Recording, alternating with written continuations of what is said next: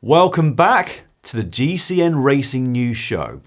Coming up this week, the tables have turned. 3 years since he last won the Tour de France, Pogačar has overhauled Vingegaard as the current king. I'll be looking back at 3 weeks in which Pogačar set all kinds of records and summarising the race as a whole. Biggest winners, biggest losers, most and least prize money, and most valuable players. This week in the world of racing, we learnt that on the odd occasion that Tadej Pogačar isn't busy winning, he likes to have a bit of fun in the bunch.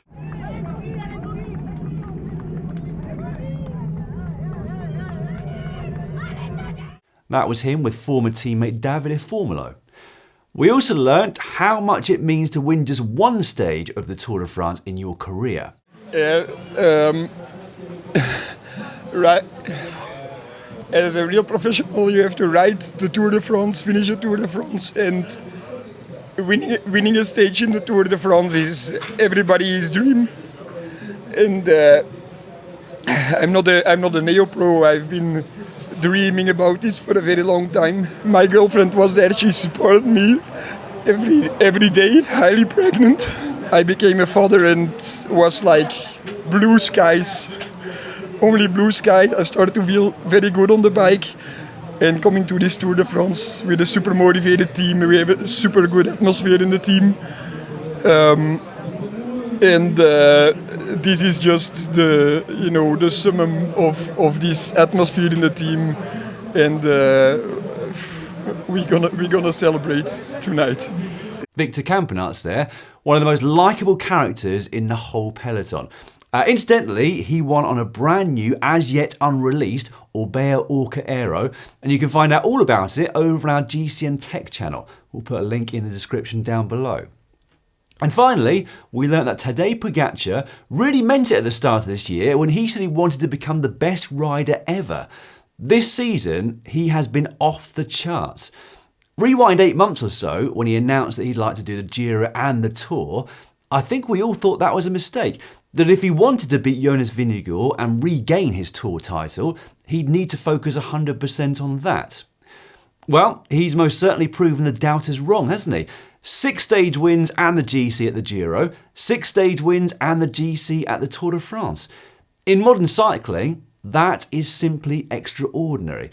The only other non-sprinter to win 12 Grand Tour stages in a single season? Eddy Merckx in 1973. Although on that occasion, one of those wins was a 2-up prologue, which didn't count towards the GC. So you could argue Pogačar has gone one better than Merckx in that respect.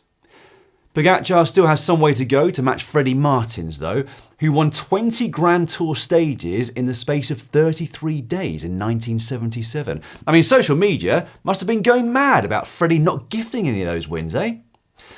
The overall win yesterday, the third in Pogačar's career, marked his 84th win as a pro. Exactly the same number as Primož Roglič. This year, Pogačar has had 21 wins from 52 days of racing, all of them at World Tour level. Those 21 wins at World Tour level put him 10 ahead of any World Tour team. So Soudal Quickstep, Alpecin-Deceuninck, Visma Lease Bike and UAE Team Emirates without Pogačar have all won 11 World Tour races so far this year. And just to underline exactly how much the tables have turned since 2023 and to add salt into the wound, Tadej Pogačar has won exactly the same number of races as Visma Lease Bike this season at 21. Such is his dominance that only 3 other riders have led a Grand Tour so far this year. Jonathan Narvaez for 1 day at the Giro, Richard Carapaz and Romain Bardet for 1 day each at the Tour de France. It also marks Pogačar's 7th consecutive podium of a Grand Tour, and he's only ridden 7 of them. Now, the last time that anyone won 6 stages of the Tour de France was Mark Cavendish in 2009, but the last non-sprinter to win 6 stages or more was Bernardino in 1979. He won 7 stages that year, but 4 of them were individual time trials. He's also the 8th rider to do the Giro Tour double. Stephen Roth, Jacques Anquetil and Marco Pantani did it. Fausto Coppi, Bernardino and Miguel Indurain all did it twice, whilst Eddy Merckx of course did it 3 times. And he's won more stages of the Tour by the age of 26 than anyone in the history of the sport. He now sits on 17, Merckx was on 15, Cavendish was on 14 by the same age. Now, the other amazing thing that I discovered this morning is that by the age of 26, eventual 4-time Tour de France winner Chris Froome hadn't won a single professional bike race. Pogačar's now on 84 and still has a couple of months until his 26th birthday. Anyway, as you can tell, Tadej Pogačar is a statistician's dream. Every day there seems to be a record that he's either equalled or broken. But I should probably stop with the numbers and get on with the racing, because there were a lot of standout performances that deserve special mention. Firstly, Jonas Vingegaard. Now, there was a remarkable stat from Daniel Frieber ahead of the final day's time trial, which showed that the cumulative time for Pogačar and Vingegaard over the last 4 tours, Pogačar was quicker, but by just 22 seconds after 328 hours of racing. Obviously, that changed a bit after yesterday's time trial, but Jonas Kröter took a look at the difference between the two of them over all the individual time trials of the last 4 editions, and the difference is only 8 seconds. This is a rivalry that has already trumped the greatest duels of cycling's past. Anquetil-Poulidor, Coppi-Bartali, Armstrong-Ulrich, they all pale in comparison to the ongoing battle that they're currently witnessing. And it's a testament to Vingegaard's physical and mental strength that he was in any shape to even provide us with that battle in the first place. We all know what he went through after that crash in April, and it was an accomplishment in itself to even be on the start line of the Tour. To then push Pogačar in the way he did and to do what he himself said was his best ever climbing performance is really quite remarkable. The current score at the Tour, if you're counting, is 3-2 to Pogačar, but you can bet that Vingegaard and his team are already starting to think about how they're going to get back on top next season. It really is a battle for the ages, and I bet neither of them would be at the level they are without each other. And they might just have another rider to think about next season. So in our preview show and on other occasions, I've openly expressed my doubts as to whether Remco Evenepoel will be consistent enough to really become a Tour de France contender in the future. Well, I'm very happy to say that I was wrong. In terms of the GC, I think he was man of the match. There wasn't one point where it looked like he was going to crack, and he gave it everything he had on the penultimate stage to try and move up to 2nd overall. That didn't work, obviously, but he and his team had the confidence to try. He's the first Belgian to finish on the podium in 14 years. Jurgen van den Broek finished 3rd in 2010 after the suspension of Alberto Contador and Denny Menchov. Before that, it was Lucien Van Impe in 1981. He also took home the white jersey as the best young rider. And what about his team? There's been a lot said about the lack of support that he'd receive in Grand Tours, but actually they were brilliant. Mikel Landa finished 5th himself and was always there to help Evenepoel if he ever needed it. There wasn't much of Evenepoel's typical sort of flamboyancy and aggression, but that's what he needed to do. That's how he needed to ride, to stay consistent over 3 weeks. That is going to give him a lot of confidence heading into the off-season this year, and if he can step it up again, he might be able to compete with the big two. And wouldn't that be something for us as fans of the sport? The more competition at the top, the better. Anyway, this is how the top 10 looked by the end of the 3 weeks. Behind Evenepoel, it was a gigantic 10-minute gap back to Joao Almeida of UAE. In 6th, it was Adam Yates, also of UAE, giving them 3 rides in the top 6. Then Carlos Rodriguez of Ineos Grenadiers in 7th.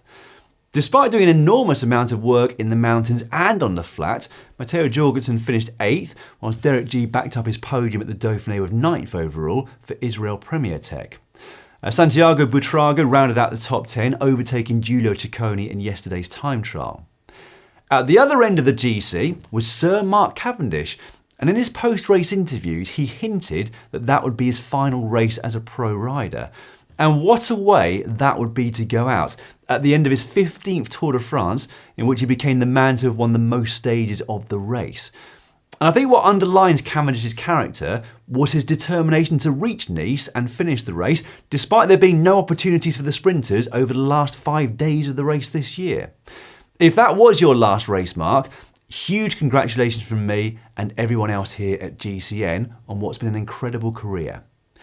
In the points classification, Biniam Girmay triumphed. I don't think that many people would have had him as the favourite for the green jersey before the start of the race, but he did it. Not without a bit of a scare though. On stage 16, which was the last sprint stage of the race, he crashed in the closing kilometre and his closest rival in that competition, Jasper Philipsen, won. Philipsen himself took 3 stage wins in the end, meaning that 3 riders won more than half of this year's stages between them.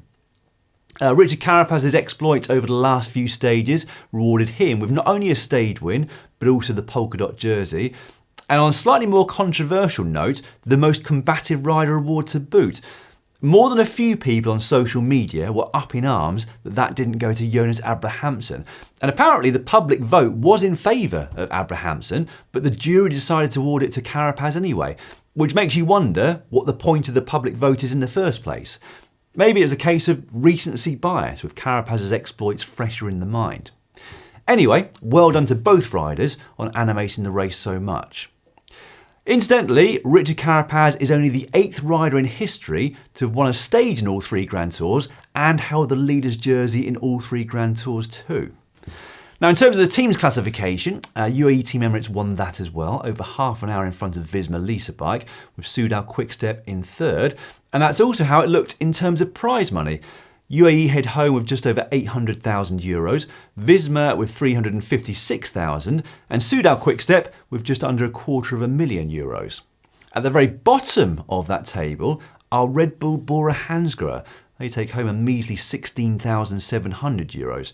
But I guess that's the gamble you take when you go into a race all working for one sole leader and one sole purpose. But despite the bad luck for Roglic, that's got to be a big disappointment for Red Bull's first race, however you look at it. Talking of disappointments, there'll be a few others who would have hoped to get a lot more out of the race.